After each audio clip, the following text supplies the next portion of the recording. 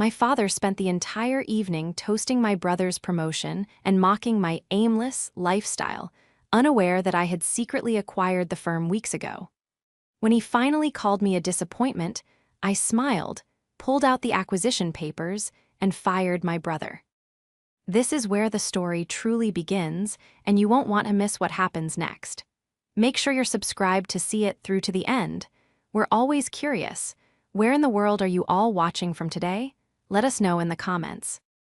I was sitting in the back of a black town car, the city lights of Chicago blurring into streaks of gold and red against the rain-slicked glass, when the text message lit up my phone.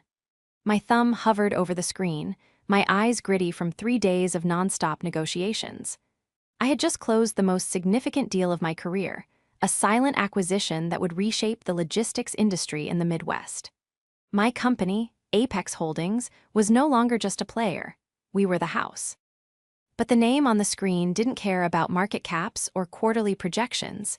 It was Mom. Family dinner on Saturday. Mandatory. Your father has big news about Lucas. Please, Antonia, try to look presentable this time. No ripped jeans. I let out a breath I didn't realize I'd been holding, the kind of heavy, rattling sigh that seems to scrape against your ribs. The contrast was almost laughable. 10 minutes ago, I was shaking hands with a CEO who was terrified of me, a man who knew that with a stroke of a pen, I could dismantle his life's work. Now, I was being scolded about denim. I wasn't just tired, I was physically ill with exhaustion. My head pounded with a migraine that had been lurking behind my eyes since Tuesday, and my stomach churned with a mixture of caffeine and anxiety. Not anxiety about business, never that. Anxiety about them, about Winston and Philippa, about Lucas.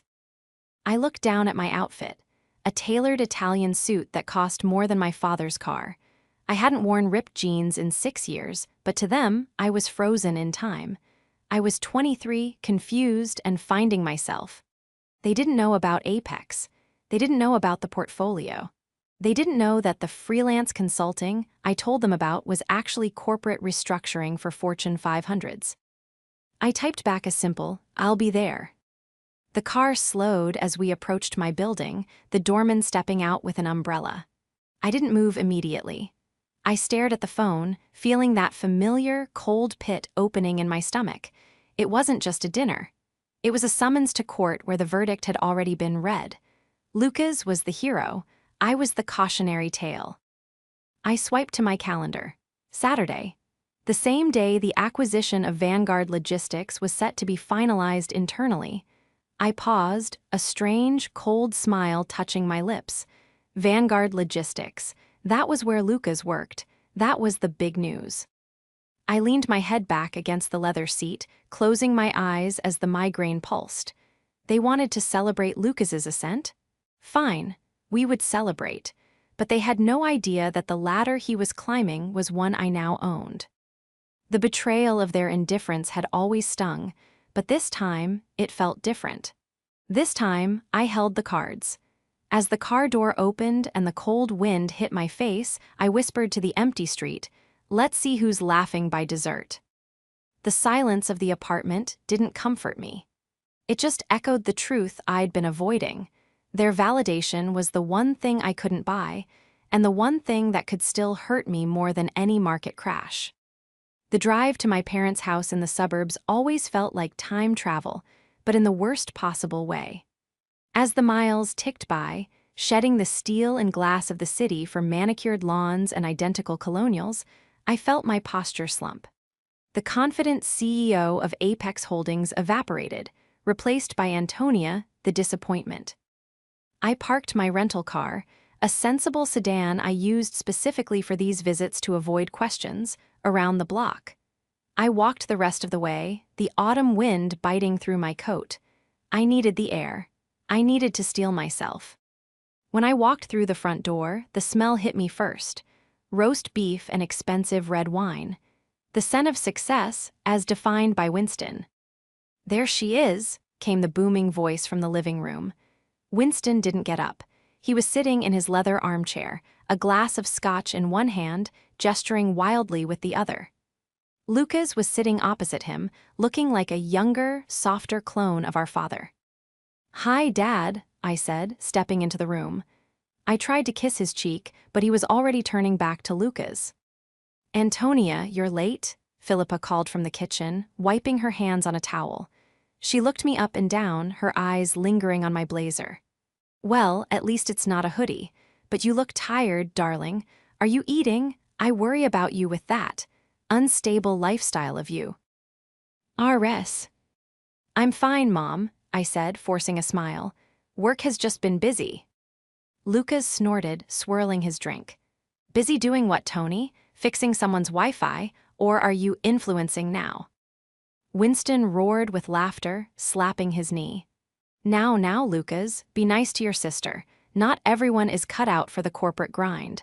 Some people just need to figure things out at their own pace, even if that pace is glacial." I felt the heat rise in my cheeks, familiar and suffocating. I took a seat on the edge of the sofa, keeping my distance. "So," I said, trying to deflect the attention, "what's the big news?" Lucas sat up straighter, puffing out his chest.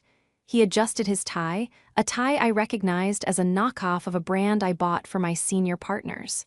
"Well," he began, feigning modesty, "it's not official until Monday, but I'm being promoted. Regional Director of Operations at Vanguard." Winston raised his glass. "To the director, youngest in the division, isn't that right, son?" "By 5 years, Dad," Lucas grinned. "Regional Director," I repeated slowly. My heart did a strange little flip. I knew that role. I knew it because I had just reviewed the org chart for Vanguard during the due diligence phase. The position had been vacant because the previous director was fired for embezzlement. It was a critical role, one that required high-level clearance and competence. Lucas was a mid-level manager at best. "That's a lot of responsibility," I said carefully. "And a lot of money," Winston interjected, his eyes narrowing on me. "Real money, benefits, a pension, things you should be thinking about, Antonia. You're nearly 30. It's time to stop playing pretend and get a real job. Lucas could probably get you an interview for a receptionist role. Couldn't you, son?" "Maybe," Lucas shrugged, "if she cleans up a bit." I gripped my purse tighter. Inside, tucked into the inner pocket, was a sleek, black USB drive. It contained the entire acquisition dossier of Vanguard Logistics. It contained the new organizational hierarchy I had approved yesterday. And nowhere on that hierarchy was the name Lucas. "I'm happy for you, Lucas," I lied, my voice steady. "But Vanguard, I heard rumors they were restructuring." "Rumors," Lucas scoffed, waving a hand dismissively. "The company is rock solid. We're acquiring smaller firms left and right. We're the predators, Tony, not the prey. You wouldn't understand. It's high-level strategy." I looked at him, really looked at him. He was so confident, so arrogant in his ignorance. He had no idea that the predator he worked for had just been swallowed whole.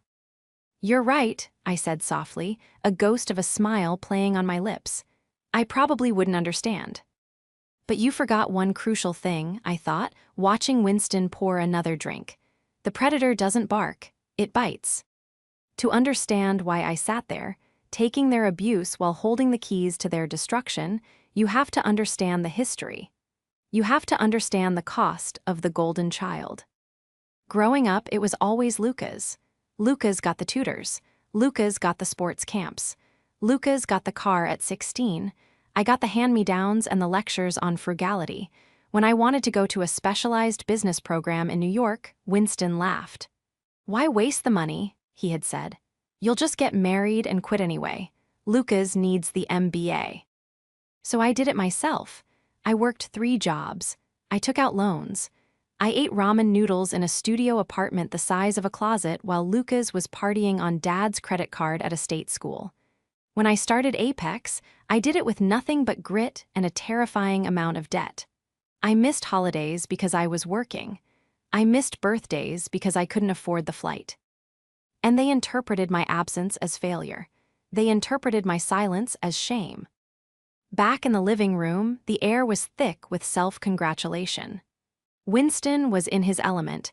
He wasn't just a father, he was the architect of Lucas's success, and he wanted everyone to know it.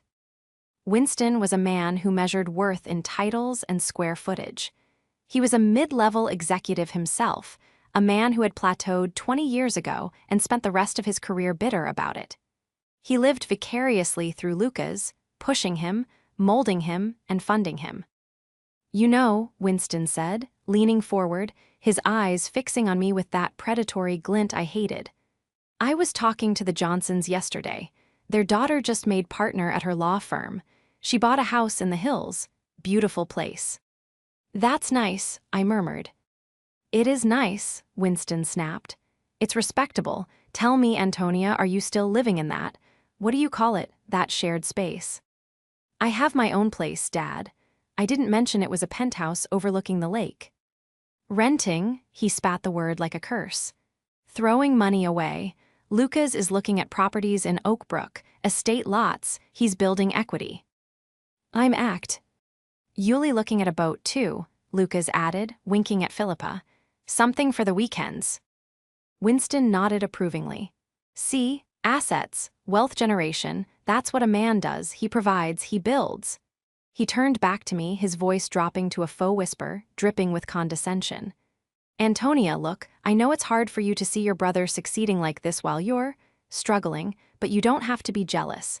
If you need money for rent again, just ask. We can set up a payment plan. I don't want you on the street." I hadn't asked for money since I was 18. "I don't need money, Dad." "Everyone needs money," Winston barked, slamming his hand on the armrest. "Stop being so proud. It's pathetic. You have no assets, no career, no husband. You're almost 30 and you have nothing to show for it. Do you know how embarrassing it is when people ask what you do? I have to tell them you're consulting. It sounds like you're unemployed." He stood up, pacing the room, his face flushing red. This was the antagonist I knew, the man who couldn't lift himself up without pushing someone else down. "And now," he gestured to Lucas, "now that Lucas is a director, the gap is it's embarrassing, Antonia. Frankly, I'm worried you're going to try to leech off him, so let me make this clear right now." He stopped in front of me, looming over the sofa. "Lucas's money is his. You are not to ask him for loans. You are not to guilt him into paying your bills. He has a reputation to maintain, and he can't have his deadbeat sister dragging him down." I felt a cold calm wash over me. It was the same calm I felt before a hostile takeover. The emotional part of me, the daughter who wanted his love, quietly stepped back, and the CEO stepped forward. "I have no intention of taking Lucas's money," I said, my voice dangerously even. "Good," Winston sneered, "because he's going to be a very powerful man. Vanguard is the future, and you're just figuring life out." He turned his back on me to refill his drink. "Let's go to the dining room. I bought a bottle of Dom Perignon. Too good for a regular Saturday, but perfect for a director." I stood up, smoothing the front of my blazer.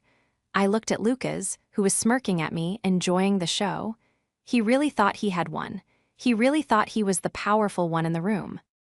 I walked toward the dining room, my hand brushing against my bag where the USB drive sat. They wanted to talk about Vanguard? Fine, we would talk about Vanguard.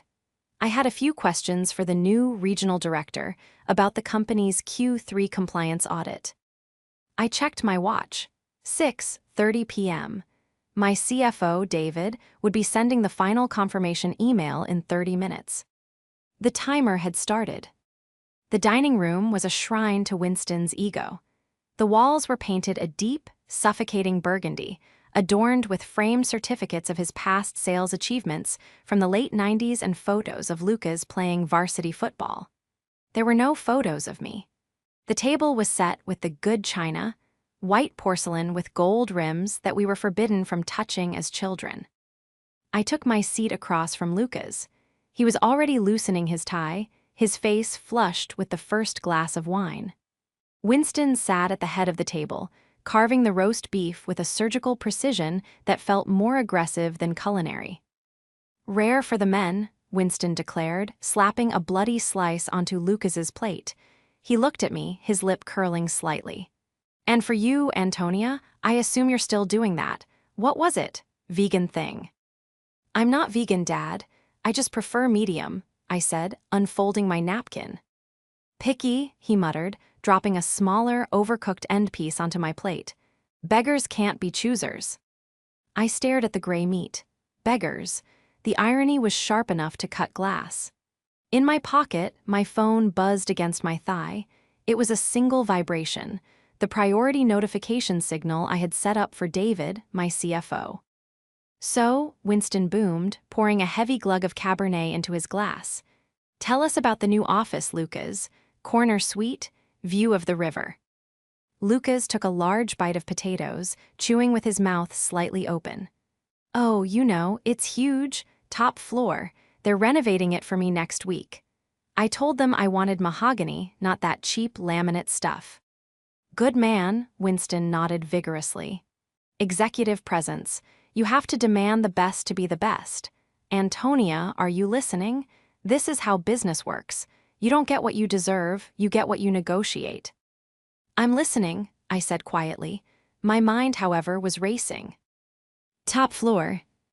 I knew the floor plans of the Vanguard building better than I knew my own apartment. I had spent the last 3 weeks analyzing their lease agreements. The top floor of the Vanguard building wasn't executive suites. It was the server room and the HVAC maintenance storage. The executive suites were on the 14th floor. Something was wrong. And the team, I asked, keeping my voice casual, how many direct reports will you have? Lucas hesitated just for a fraction of a second.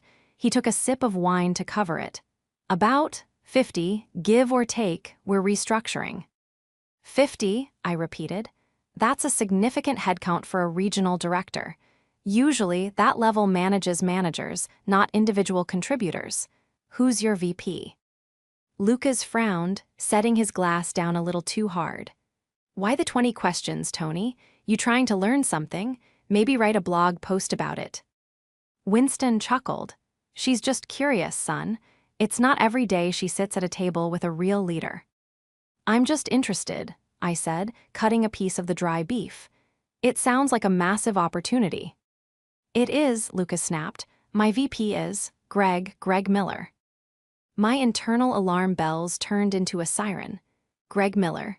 I knew that name. I had seen it on a terminate for cause list provided by the external auditors on Thursday. Greg Miller hadn't just been fired, he was being investigated for kickbacks involving vendor contracts. If Lucas was hitching his wagon to Miller, or if Miller had promised this promotion as a parting gift. Excuse me, I said, standing up abruptly. I need to use the restroom. Don't take too long, Philippa chirped from her end of the table. We're doing the toast in 10 minutes. I walked out of the dining room, feeling their eyes on my back. As soon as I rounded the corner into the hallway, I sprinted silently to the guest bathroom and locked the door. I pulled out my phone. The screen was bright in the dim room. David, CFO, transfer complete. Escrow released. You are officially the owner of Vanguard Logistics as of 6:01 p.m. EST. Congratulations, boss. I didn't smile. I typed back rapidly. Me need immediate verify. Personnel file, Luca's last name. Verify promotion to regional director authorized by Greg Miller. Check status of Miller. I watched the 3 dots dance on the screen. I looked at myself in the mirror. My face was pale, my eyes wide. I looked like the scared daughter they thought I was. I took a deep breath, smoothing my hair. You are the shark, I told my reflection. You are the one who eats the competition. The phone buzzed. David, Miller was termed effective yesterday. Cause, fraud. He had no authorization to promote. HR logs show no change for Lucas. He is listed as Logistics Coordinator II. Also, flagged for review, Lucas's department is slated for dissolution on Monday due to redundancy. He's not getting promoted, Antonia. He's getting laid off. I stared at the text. The air left the room. It wasn't just a lie. It was a delusion. Lucas was sitting in there, drinking expensive wine, bragging about a mahogany office, and on Monday morning, his security badge wasn't even going to work. But why lie so boldly? Why claim a promotion when he was about to be fired? I scrolled down. David had sent a second screenshot. It was an interoffice email from Miller to Lucas, dated 3 days ago. "Don't worry about the performance review, kid. I'll sign the promotion letter before I head out. Just make sure that loan comes through for the investment we talked about. You help me, I help you." My stomach dropped. Loan. I unlocked the bathroom door. The pieces were clicking into place, forming a picture so ugly I almost didn't want to see it. Miller was scamming Lucas. He promised a fake promotion in exchange for, what? An investment? Money. I walked back down the hall. I wasn't just investigating anymore. I was building a murder case. When I returned to the table, the atmosphere had shifted from celebratory to conspiratorial. Winston was leaning in close to Lucas, his voice low and intense. "And once the paperwork clears on Tuesday, the equity will be liquid. We can move forward with the purchase," Winston was saying. I sat down, my movements deliberate. What purchase? They both jumped slightly. Winston sat back, looking annoyed at the interruption. "Adult business, Antonia. We're discussing financial strategy." "I thought we were celebrating a promotion," I said, picking up my wine glass. I didn't drink. I just swirled the red liquid, watching the legs run down the side of the crystal. "But it sounds like you're talking about spending money." "It's an investment," Lucas said, his voice a little too high. "Dad is helping me secure a position in a private equity buy-in. It's a sure thing. Greg, my VP, set it up. But I needed a guarantor for the initial capital since my salary bump doesn't hit until next month." The trap snapped shut. It was worse than I thought. The fired VP, Miller, was using Lucas to embezzle one last chunk of cash before fleeing. And Lucas, desperate for the glory, had dragged our father into it. "A guarantor," I repeated. "Dad, what did you sign?" Winston slammed his hand on the table.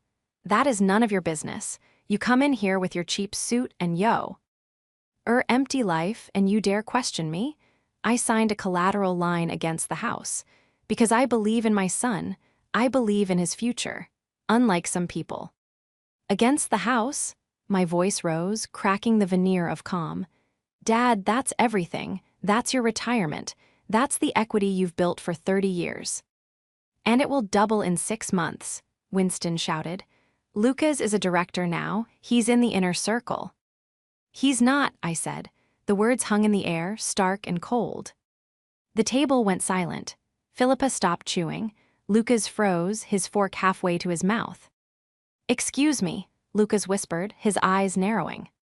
"You're not a director, Lucas," I said, keeping my eyes locked on his.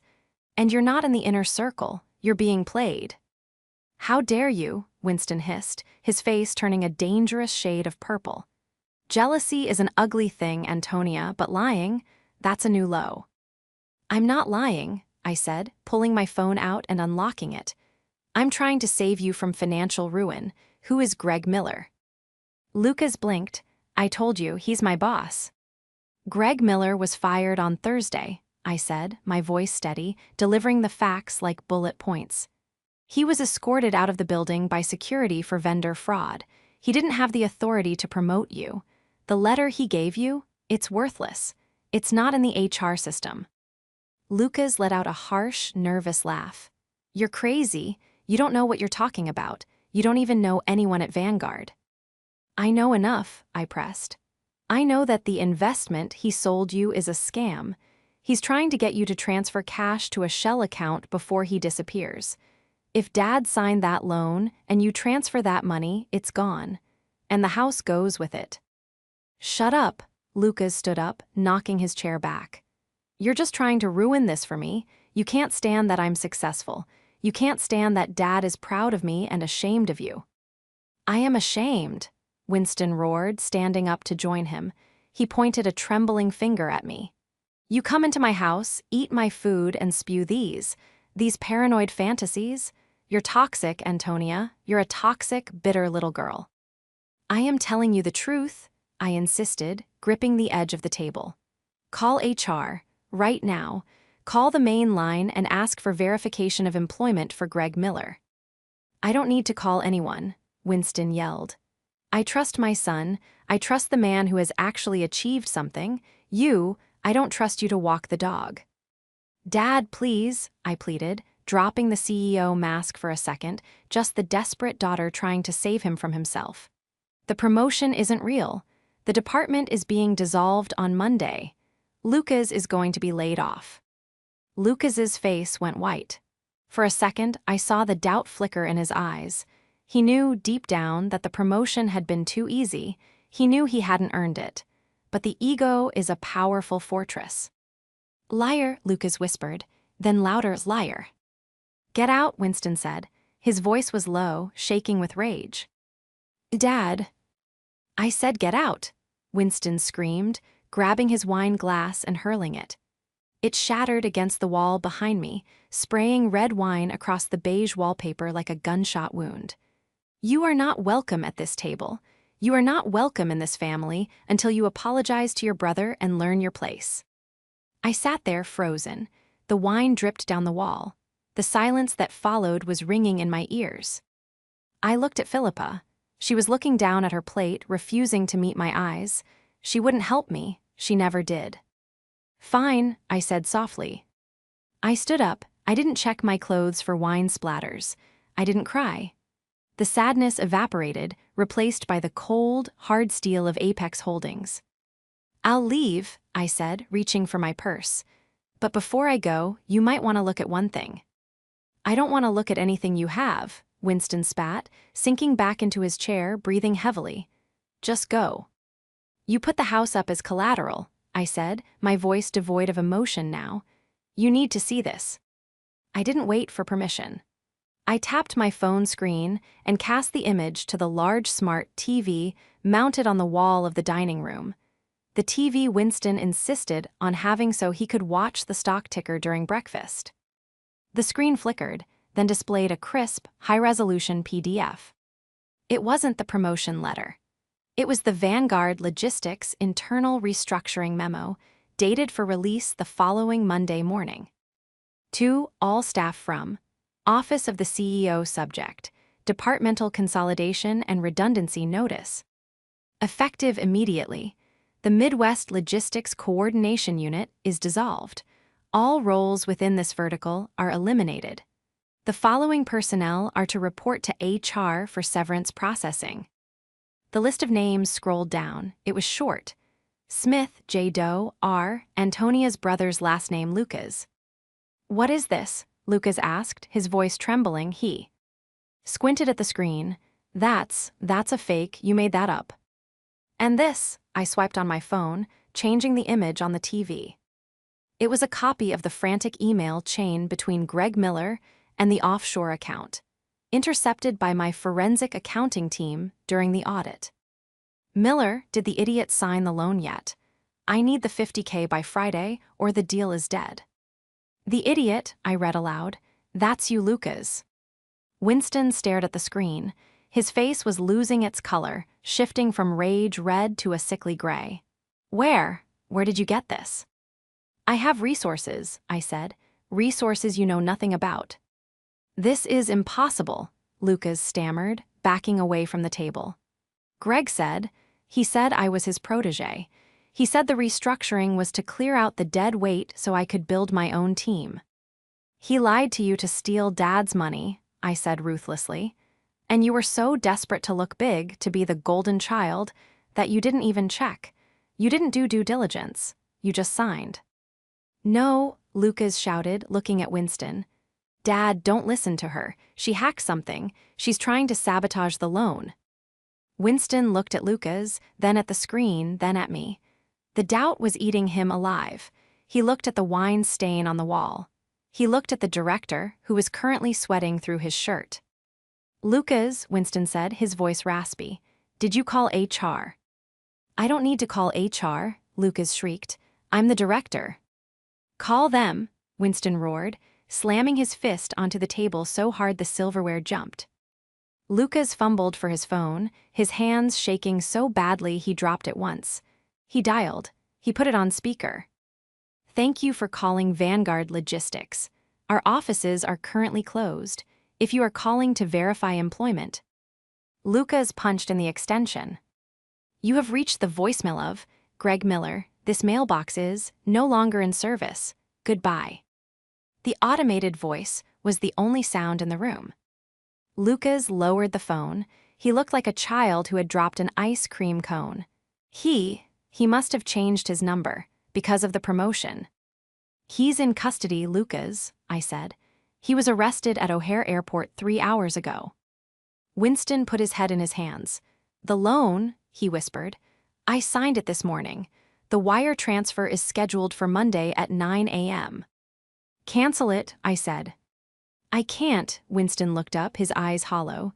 "It's an irrevocable transfer, unless the bank flags it, or unless I have proof of fraud." "You have proof right there," I pointed to the TV. "But you need more than a screenshot. You need the company to verify it." "They're closed," Lucas yelled, tears streaming down his face now. "We can't get anyone until Monday. By then the money is gone."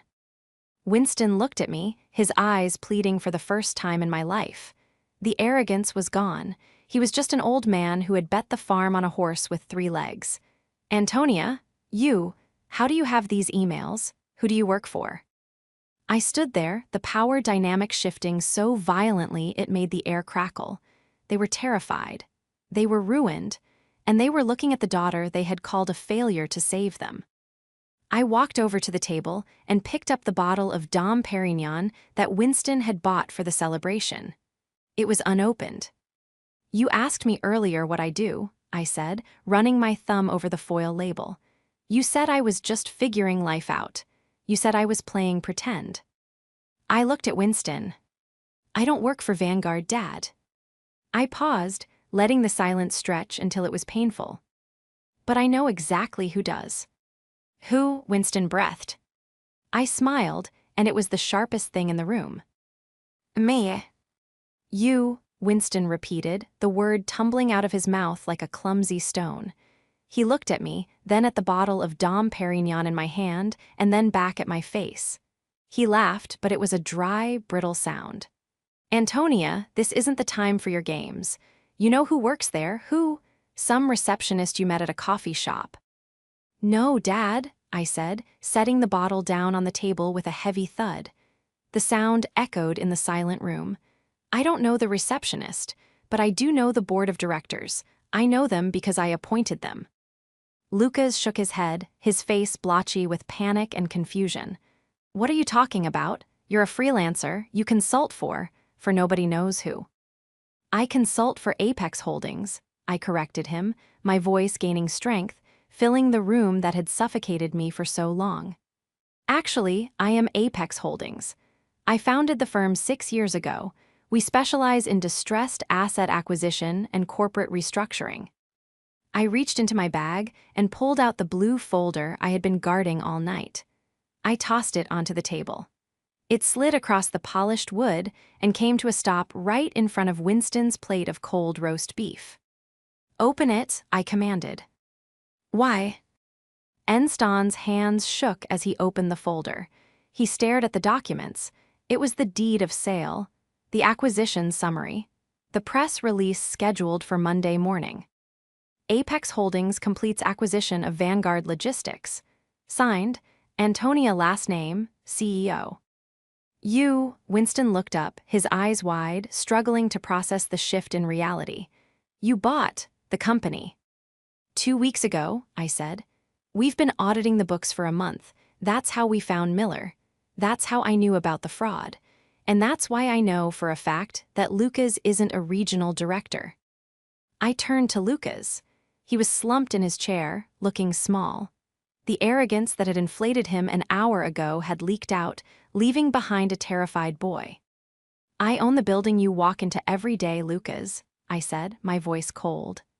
"I own the servers you send your emails from. I own the payroll system that cuts your checks. And as of 6:00 p.m. tonight, I am the one who decides who stays and who goes." This can't be real, Philippa whispered, speaking for the first time. She looked at me with a mixture of awe and fear. Antonia, you did this. I did, I said. While you were all making fun of my little consulting gig, I was building an empire. While you were mocking my rental apartment, I was buying skyscrapers. I didn't say anything because I wanted to see if you would ever value me, not for my title. But tonight, I looked at Winston. Tonight, I got my answer. Winston was reading the document again, his finger tracing my signature. CEO, he muttered, you own it, you own him. I own the company, I corrected. And right now, that company is the only thing standing between you and homelessness. Winston dropped the folder. The loan, he gasped. The wire transfer. It's scheduled, if Miller is a fraud, if the account is fake. The money will disappear, I said, and the bank will take this house. Panic, raw and unfiltered, finally broke through Winston's pride. He stood up, knocking his chair over. Antonia, you have to help, you have resources. You said you have resources. Stop it. Stop the transfer. Why should I asked, crossing my arms. You just told me to get out of your house. You told me I wasn't welcome in this family. You told me I was a failure. I didn't know, Winston stammered. I was upset. I was protecting your brother. Protecting him from the truth, I shot back. You've spent your whole life protecting him, pumping him up with hot air until he floated right into a con artist's trap. You did this, Dad. You and your obsession with status. Please, Philippa said, tears running down her face. Antonia, please, this is our home. I looked at my mother. For years, she had stood by and let Winston belittle me. She had nodded along, offered me leftovers, and asked when I would get a real job. But she was still my mother. And this house, despite the memories, it was where I grew up. I sighed, the anger draining away, leaving just exhaustion. I can stop it, I said. Winston let out a sob of relief. How? How can you stop a bank transfer on a Saturday night? Because I own the entity that flagged the account, I said, pulling out my phone again. Miller's account was frozen by the FBI an hour ago because my legal team handed over the evidence. Any transfer attempting to hit that account will be bounced, provided a verified victim authorizes the stop. I dialed a number. I put it on speaker. David. I'm here, boss. David's voice came through, crisp and professional. What's the status? We have a situation with a pending transfer from a Winston last name to the flagged Miller account. It's a fraudulent inducement. I need you to conference in the bank's fraud department and issue a block code. Authorization code Alpha 9 Victor. Understood, David said. Flagging it as part of the Apex investigation, the transfer will be canceled. The funds will remain in the originator's account. Anything else? Yes, I said, looking directly at Luca's. Regarding the personnel file for Luca's last name. Lucas flinched. Tony, wait. Process the termination, I said into the phone. Effective immediately. Cause, gross negligence and attempted participation in vendor fraud. Wait, Lucas screamed. You can't fire me, I'm your brother. I looked at him, my expression unmoving. You tried to embezzle $50,000, Lucas. You were willing to leverage Dad's house to do it. If you were anyone else, I'd have you prosecuted. Being my brother is the only reason you're not going to jail on Monday. But you are certainly not working for me. Copy that, David said. Termination processed. Severance denied. Access badges deactivated. Should I send security to clear his desk? No, I said, holding Lucas's gaze. He can pick up his box from the lobby. I hung up the phone. The room was silent. The only sound was the hum of the refrigerator in the kitchen and Winston's heavy, ragged breathing. He sank onto the sofa, looking 20 years older. The director was gone. The golden child was unemployed. The disappointment was the only one standing tall. You fired him, Winston whispered, staring at the floor. He fired himself, I said. I just signed the paperwork. I picked up my purse. The air in the house felt stale, used up. I didn't want the roast beef. I didn't want the apology that wouldn't come. I'm leaving now, I said. Your money is safe, Dad. The house is safe. But don't ever call me a failure again, and don't ever tell me I'm just figuring life out. I figured it out a long time ago. I walked to the front door. Neither of them moved to stop me. Neither of them said a word. They were frozen in the wreckage of their own egos, and for the first time in my life, I didn't feel the need to fix it for them. I opened the door to the cold night air, and it felt like freedom. The fallout was swift, quiet, and absolute. By Monday morning, the news of the Apex Holdings acquisition was on the front page of the Wall Street Journal. My picture was there, a professional headshot taken last year, under the headline, "The Quiet Giant: How Antonia last name built a logistics empire from the shadows." I sat in the corner office of Vanguard Logistics, the real executive suite on the 14th floor, not the server room Lucas had bragged about. The view was indeed spectacular. The Chicago River wound through the city like a steel ribbon, reflecting the gray sky.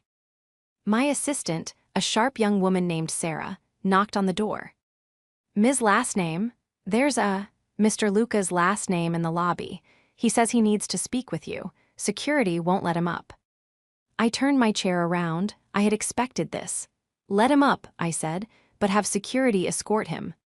10 minutes later, Lucas stood in my doorway. He wasn't wearing his suit. He was wearing jeans and a windbreaker. He looked tired. He looked small. "Tony," he said, his voice cracking. "Antonia," I corrected gently. "Or Ms. Last Name, considering where we are." He swallowed hard. "Antonia, look, I know I messed up. I know I was an idiot, but Mom is a wreck. Dad hasn't spoken in 2 days. He just sits in the den staring at the wall." "He's in shock," I said. "His worldview collapsed. It takes time to rebuild." "He's ashamed," Lucas said, stepping into the room. "He feels like he lost everything." "He didn't lose everything," I said. "He kept his house. He kept his retirement. He just lost his delusions." Lucas rubbed the back of his neck. "And me, I lost my job. I have a mortgage on that condo, Tony. I have car payments. I can't be unemployed, not now." He looked at me with that familiar expression, the one he used when we were kids and he wanted me to do his homework. The expectation of rescue. "I need a job," he said. "You own the company. You can just undo it, put me in a different department. Marketing, sales, anything." I looked at him, feeling a pang of the old guilt. It would be so easy. I could snap my fingers, give him a salary, and restore the peace. Winston would be happy. Mom would be relieved. We could go back to pretending. But pretending was what had almost cost them their home. "No," I said. Lucas blinked. "What?" "No," I repeated firmly. "I can't hire you, Lucas. You're a liability. You fell for a basic phishing scam because you were greedy and arrogant. You didn't vet the deal. You didn't protect the assets. If you worked for me, I couldn't trust you." "So that's it." Anger flared in his eyes again. "You're just going to leave me out in the cold, for revenge." "It's not revenge," I said, standing up and walking to the window. "It's business, and it's love, actually. If I bail you out now, you'll never learn. You'll just wait for the next person to save you." I turned back to him. "But I will do this. I'll pay for a career counselor, a good one. Someone who can help you find a job you're actually qualified for, not one you think you're entitled to. And I'll cover your mortgage for 3 months. That's it. After that, you're on your own." Lucas stared at me. He wanted to argue. He wanted to scream. But he looked around the office, the mahogany desk, the awards on the shelf, the sheer weight of my reality, and he realized he had no leverage. 3 months, he muttered. 3 months, I confirmed. Take it or leave it. He nodded, defeated. I'll take it. He turned to leave, but stopped at the door. Dad wants to see you, he said without looking back. He wants to apologize. I think he means it. I'll see him when I'm ready, I said. Lucas walked out. I didn't see Winston for another 2 weeks. When I finally drove out to the suburbs, the dynamic had shifted permanently.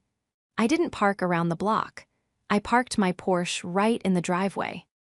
Dinner was quiet. There was no wine, there was no bragging. Winston looked frazzled. Humble, he asked me questions about the market. He asked me about interest rates. He listened when I spoke. At the end of the night, as I was putting on my coat, Winston stopped me in the hallway. "Antonia," he said, his voice was rough. I was proud of the wrong things for a long time." I looked at him. I saw the regret in his eyes. It didn't erase the years of neglect, but it was a start. "I know, Dad," I said. You're a shark," he said, a small, sad smile touching his lips. "I always said you needed to be tougher. Turns out you were the toughest one in the house." "I had to be," I said, "to survive this family." He flinched, but he nodded. "I deserve that." I hugged him briefly. It wasn't a warm, fuzzy movie hug. It was a truce. "I have to go," I said. "I have a meeting in Tokyo on Monday." "Tokyo," he repeated, shaking his head in disbelief. "Safe travels, CEO." I walked out to my car. As I drove away, watching the house shrink in the rearview mirror, I realized I wasn't angry anymore. I wasn't trying to prove anything anymore. The heavy weight of their expectations had finally lifted, replaced by the only validation that mattered. My own. I turned onto the highway, the city lights of Chicago welcoming me back. I had a company to run. I had a future to build. And for the first time, I was driving toward it with nothing holding me back.